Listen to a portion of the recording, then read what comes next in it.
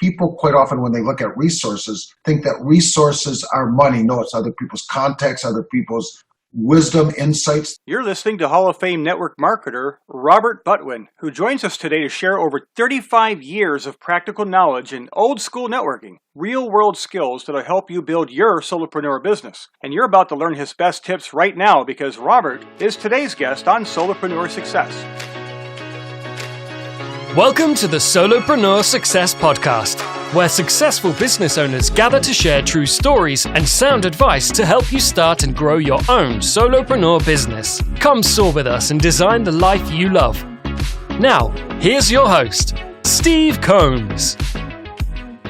Hello, solopreneurs. Today I'm interviewing Robert Butwin, owner of Success Strategist, and a guy like me who has become pretty much unemployable as a standard corporate employee because guess what? We have fallen in love with building our own businesses. And if you've ever been in network marketing or you probably have already heard of Robert. But today Robert's going to share his networking and relationship building expertise to help you build your business, whatever it is. You don't have to be a network marketer to really grasp something from this show. And I'm really excited to have Robert on today. So Robert, welcome to the show today. Thank you. And I'm really glad to be here and looking forward to sharing some insight, wisdom with your audience. I did mention in the intro, you're well known in the network marketing world. And this isn't the network marketing show, of course. This is Solopreneur Success. But I think it's important to have an understanding of your background so our listeners know why your expertise and your knowledge can be directly helpful for them in their business. So maybe you could share with our listeners a little bit about what you do today, but just as importantly, what brought you from wherever you started to where you are today? What does that journey look like? Well, let's start the journey after college. I think that's probably a good place, even though I seem to had an entrepreneur mindset from day one. I mean, as far back as I can remember, from a caddy to a paper route to cutting grasses, I had odds and ends of or different ways to earn money because I came to the realization early on it takes money to ultimately to be successful, to enjoy life more, to make a difference, whatever the case is. But, in college, I always expected to actually run our family business. We started the high school award cheerleading jacket business in the 1930s. The problem was there was too much family in the family business, and it was my family. And I came to the realization that they had one way of thinking and that I wasn't going to change that way of thinking. There was too many cousins, too many wrong thinking. The way things were in the past is going to be the way we should continually do things. So I came to the understanding that I had to figure out a different way. Now, I can't tell you I was an overnight success by any means. When I originally started off, my first venture outside of our family business on a part-time basis, I ended up running a nightclub and it was very successful. We became the most popular nightclub and I could tell you stories around that and how I did it, but it was virtually the underlying principle of everything that I've done is I see things outside the box. I think differently. I look at things differently. So ultimately, when a little sister from a fraternity that I graduated with at the University of Minnesota came to me, and he told me about how this guy that used to be a mattress salesman selling for a company called Slumberall in the Twin Cities was making about 3 times the amount of money in a month that I was making in a year. That caught my attention. I didn't know exactly how I was going to succeed. I didn't know why I was going to succeed. I didn't know what I was going to do to succeed, but I realized that there was another path for me. It was one of these defining moments. In my life, I had a couple of different defining moments, but that was one of the key ones. And so I sort of dove into it head first. Now, I wish I could tell all the listening audience that I was an overnight success, but actually that first experience was a miserable failure. And in fact, within 6 months, because when I started in direct marketing, I had fairly deep pockets because I came from, if you want to call it the right side of the tracks, whatever the case is, and I had saved money. But I realized by making the wrong choices, the wrong decisions, how you could end up in the hole, negative. But see, I never lost sight of my vision, the vision of what could be. I also understood that if others could do it, so could I. I didn't necessarily know how. I just knew that could happen. So I ultimately got lucky, if you want to call it that, and I love the acronym of luck, laboring under correct knowledge, but I went out and looked for a mentor, and I found a mentor that was where I wanted to be in life, and I knew that he had the insight and wisdom that he would take me under his wing, so to speak, and share with me those time-tested principles of things that I knew would work. I think that's so important to say also because often we don't always know where our journey is going to lead us exactly, and we don't always know how we're going to get exactly to where we want to go. Having that confidence that, yes, if somebody else can do it, so can I. That's the same way I've been all my life. I've had an entrepreneur mindset also virtually since, before I was a teenager. Anyways, my parents were in Amway, for example, and I would listen to their motivational tapes more than they did. And I just had this drive inside me to say somehow, some way, someday, I will build my own business. And I've had my share of failures too. You clearly went from a family business, and I know you had a huge role in the network marketing realm. Why don't you talk a little bit about, how did that fill in the gaps from having business failures to finding a path forward that actually worked for you? Well, first of all, let me share my perspective and insight around failure, because I don't believe that there is any failure. A good friend of mine, Doris Wood, used to say, we all have different experiences. And let me define experience. Experience is what you get when you don't get what you want. So the point is, when you have an experience, is that going to validate that you're not worthy, that you're not going to create the kind of success that you want and deserve in life? Or are you going to use that as a stepping stone to make sure that you accomplish what you really want to accomplish in your life? And so that's how I take a look at it. And, after the first, my first experience in the profession, and it wasn't successful within the first 6 months, I learned how you could create a tremendous amount of debt. I think I had 42 debts in a total like 100,000. And the only reason that I know that number is right before I got involved in this business, I met a lady that actually shortly thereafter became my wife, and we've been married for 35 years thereafter. So, that's the only reason, because I'm not a numbers person, I'm a people person. And I understand the more that you can make a positive difference in people, that the numbers work itself out. It's like we can't change the world, but we can change the people within the world, which would change the world. So I came to the realization that it's all about people. It's about your ability to make a positive impact on other people. So in that process, though, you clearly made a positive impact, but what did that look like for you? What was the positive impact? How did you make an impact? Sure. Well, first of all, once I found the right mentor, then I became successful. As I said earlier, it wasn't necessarily an overnight success, but I stayed focused. And one of the key things that I learned that my mentor told me is the attitude of gratitude. Be grateful for where you are as you go to where you deserve to be. Obviously, we can all take a look at people that have got things a lot less than ourselves, and we don't want to focus on that because that's where your mind stays, or will stay, but you want to focus on where you deserve to be. And then what are those continuous actions? Because if you continually have the right strategy and stay in action going towards the right objective, you ultimately are destined to arrive sometime in the future. So, I got involved. I got involved with the company. I became very successful, and I was able to ride that success to the next success to the next success. Originally when I got involved, I understood direct marketing. We started doing cassette tapes in the early 80s. I know we were responsible for, something like 65 million tapes going into the mail. But one of the key things I learned, it's how we're able to leverage other people's resources. People quite often, when they look at resources, think that resources are money. No, it's other people's contacts, other people's wisdom, insights. That's why I wanted to do the show, because I feel that if, there's certain things that I might be able to share with your audience that if they could learn that would help them accelerate their success, I'm all into helping other people. And that brings up a great point, because right before the show we were talking, and you made the statement of, no website needed. And that's almost, well, no, it's not almost, it actually is, I would say today, contrarian to the typical viewpoint. And I know I built a successful copywriting business with a coming soon page for years before I ever actually had a real live website. And that website is mostly languished on the copywriting side without really being touched for the past few years, because I actually don't really require a website to be successful. Some may, but I would love to talk about your perspective on, you don't need a website. Obviously, you built your business before the web was really out here as a big tool to use, but today everyone seems to have a website, yet very few websites seem to really drive a lot of traffic and business. When it comes to the total number of websites, there's billions and billions of websites. A small fraction of those actually are successful in driving revenue. But your perspective is building relationships. Now, without a website, how do you leverage relationships? How would you recommend somebody? I'm going to give you a chance to kind of give your knowledge here, but to kind of set the stage. you mentioned, if you're well known enough in an industry, you can do that without a website. But what if you're just starting out? Let's say a solopreneur listening to this say, I'm just getting started. I don't have a website yet. And it doesn't mean that they shouldn't create a website, but how do you get going building relationships first? What would you recommend?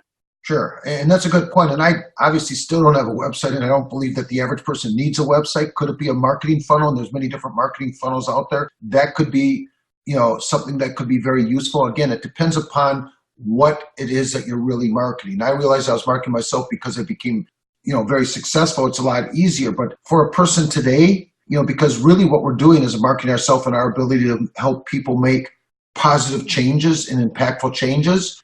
Quite often, like some of the people that I'm working with are in Nigeria, Philippines. In fact, I'll be speaking in front of 1,500 to 2,000 people in the Philippines. And so what I suggest to them, because what we want to do is position ourselves as a trusted advisor. And one of the ways that you're able to do that and make a positive impact in other people is guide them to information.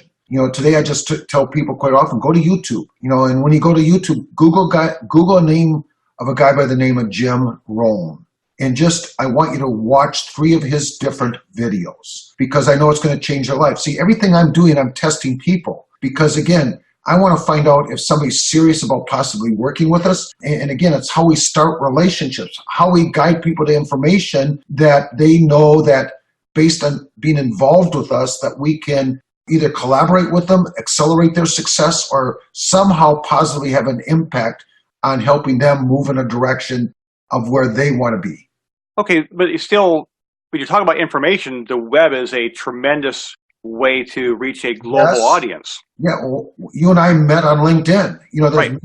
It's like in fishing. When you go out fishing, you need to know where to fish, how to fish, when to fish, how to set the hook, how to get the fish into the boat. And the point is, today, because of technology, there's many different ways to meet people, to bring that relationship to a much deeper level based on the questions you ask, based on the fact that, one of the biggest mistakes, let's put it this way, one of the biggest mistakes that I see many marketers make is they try to pitch people before they get a chance to get to know them, before they ask questions, before they understand where they are, where they want to be, how they plan to get there. So you want to understand the person to see if it's the right kind of relationship.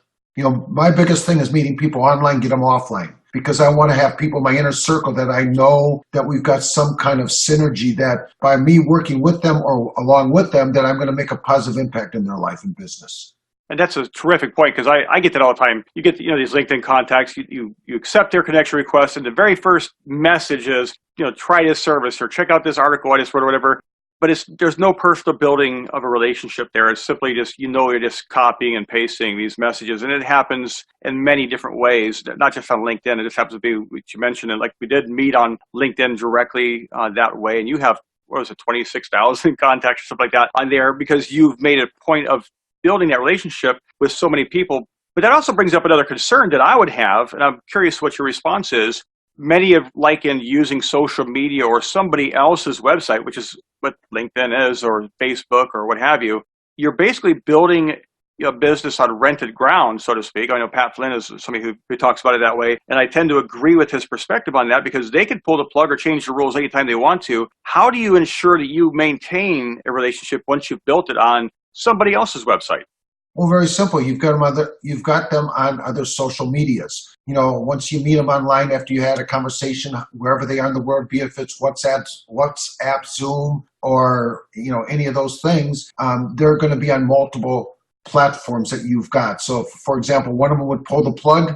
I still know how to reach them, and that was just the beginning point of where our relationship began. The key is where your relationship is because of the fact that you really created a relationship. One of the biggest reasons why most people fail, or should I say have the wrong experience in what they do, is because they think transactional, not relationship. But one of the great ways to build a relationship I've found is building an email list and communicating on a regular basis with your audience. Do you have an email list of your own?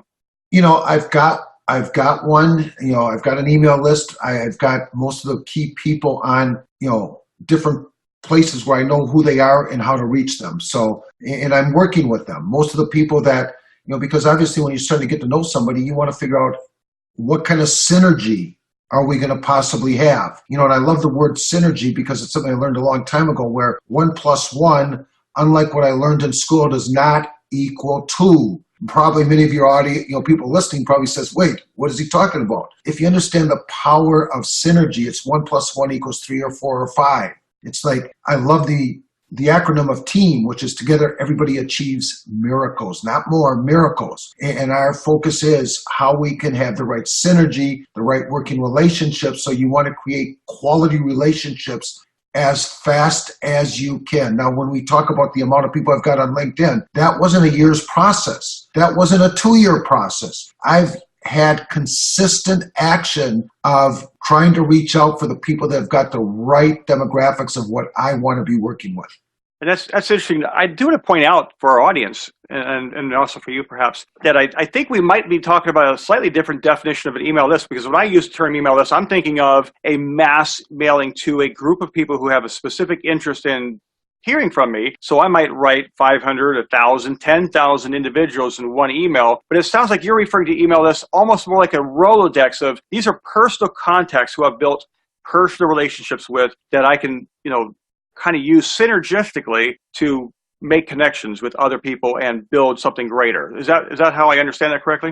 That's correct. I mean, first of all, because I have a marketing background, I was on the board, as I mentioned to you earlier, and when we first met with Ted Nicholas, and I'm one of my closest friends is another copywriter, Tony Colici. So I mean, I understand the value as long as you've developed a relationship with the email list, and I totally, for certain people, that's a great strategy, no question about it. But again, my strategy is slightly different. And, the key is you're finding a strategy that works for you in relationship to what you're doing. And that's what your audience, your listeners want to know.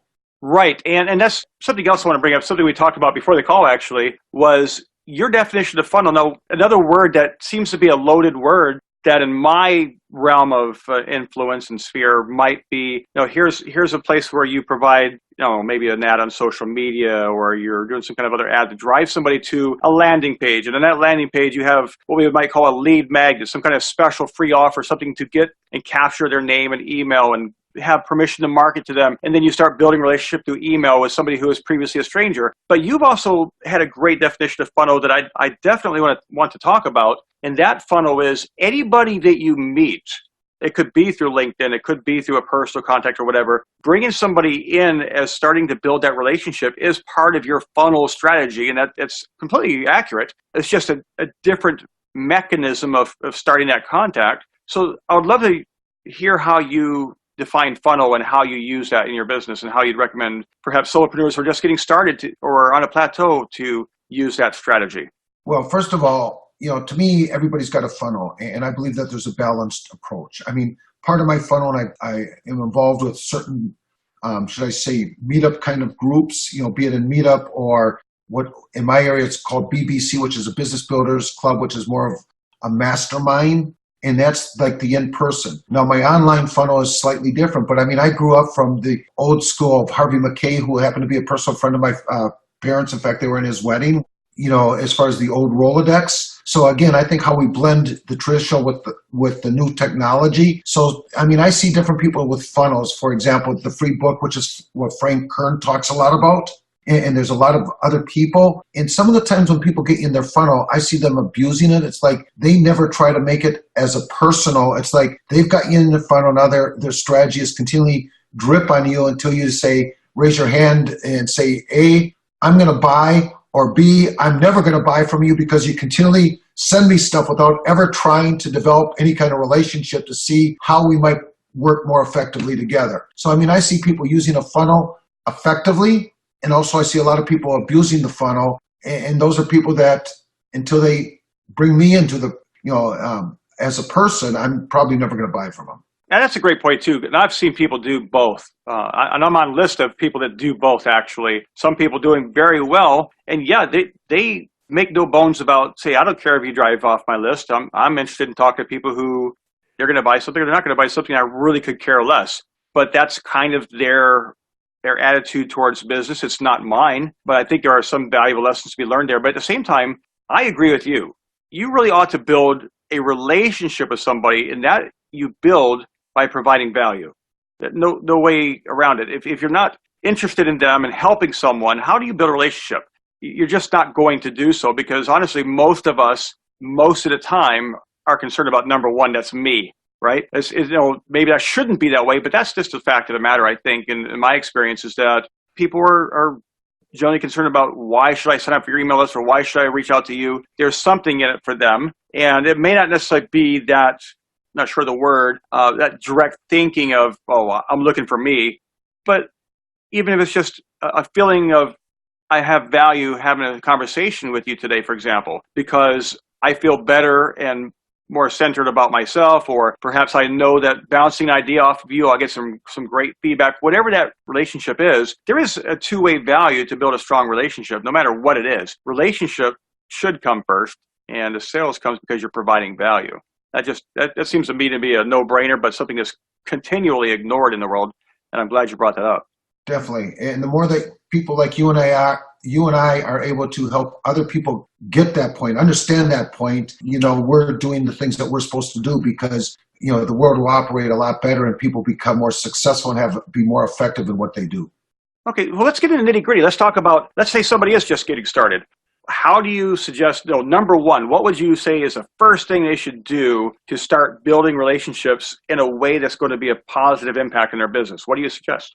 Well, it depends if you're meeting them face to face. I mean, the fundamentals are always going to be the fundamentals. I'm looking at coming from collaborating with them, figuring out how I can somehow figure out something I can give, because my core thing is give to get. Another core thing is simple, profound messaging, but I focus on what I can bring to them so that I can possibly have a collaboration, or maybe if not a collaboration, that they just might refer somebody, because once they see that I've brought something of value to them, chances are they're going to be more receptive to bring something of value to me, which could be just one of my ideal customers. Because the average person today, according to the numbers, knows 250 people. So again, I want to be able to position myself as a trusted advisor. And the only way to do it is make sure what I say is consistent with my actions. So, I believe in doing before I would ever possibly expect for anything back.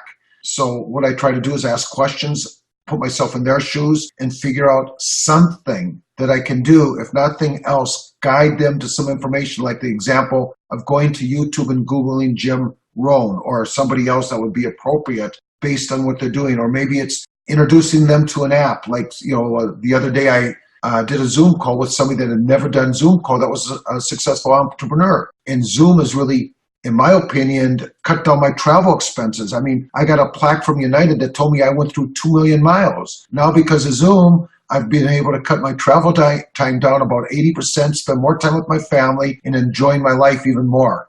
We're doing today's call on Zoom, so it's a great tool. I love it. And I certainly want to mention that I appreciate you giving the exact examples you just did, because, we've been talking in generalities, but yeah, the knowledge we have, the simple little things, it's a no-brainer to me because I do it every day. Somebody else who's not familiar with the technology or a person or a resource, and you can provide that, that's real value to somebody. I do that all the time on mentor calls or coaching calls or what have you, or just a simple email to somebody, even a friend. And you do the same thing, and that is how you build relationships. You're providing value, and it doesn't mean you're going out and writing a book or special report necessarily. It could be simply just sharing a bit of knowledge that can have a positive impact in somebody else's life, and that's great. So today, what do you do, Robert? I mean, what does your day-to-day business look like? Well, when I wrote my book, one of the things that I said in the book, and I think I wrote it in 1994 approximately, is, I've been very religious about playing basketball because I love to play pickup basketball at lunch. So talking about my day-to-day, I'm still religious about playing basketball. I figure I've got to keep myself in shape. I got to be a model of what I talk about. So that's part of my daily routine. In fact, when I wrote my book, I said, even if the President of the United States would call me, I'm not going to miss the opportunity of playing basketball when I'm home. Now, that over 35 years has happened once and only once. And I don't even remember how, what, or why, but I did miss it one time. But as far as the other daily part of the routine, I wake up when I wake up. I don't wake up with the electronic rooster or the alarm clock. I haven't used that. I don't even remember when, over 35 years ago, but I wake up when I wake up. I usually wake up early. When I was younger, I used to stay up late and sleep late. Now it's sort of like shifted. So whenever I wake up early, and then I will check my email. I'll take a look at who's ever texted me, because I've got people all around the world. I've got people in the Philippines, I got people in Nigeria, I got people in other countries that I work with along with the United States. And so, anytime anybody's got a question, I'm there to answer questions. I'm obviously have been, meeting people for a while now. I'm getting to the point where that's coming to an end because I've got enough people in my core center of influence that I'm working with. But, the other part of my day-to-day operation is to be there and help the people that I'm working with move their business a little bit, forward. So what kind of things do you help? Is it like coaching, or what exactly do you do with them? Well, in a leveraged business model, I don't need to charge for coaching. If somebody's involved with me in one of the networks I'm involved with, I'm just there. Might be a three-way call, might be the fact that help them get through whatever challenges that they're dealing with. Because again, quite often based on how we look at things allows us to stay where we're at. And sometimes by just making a minor adjustment in relationship to the words we use, the actions we're taking, or even possibly having a strategy. Okay, I'm stuck. What do I need to do to get unstuck? And so my focus is, and it's sort of different for every person I'm working with, is figure out what I need to do to help them move forward. Terrific. And so one last question today, and I'd love to hear. It sounds like you've kind of established where you want to be, and you're almost like content where you're at. But do you have any like big next plans, or what is next for you in business?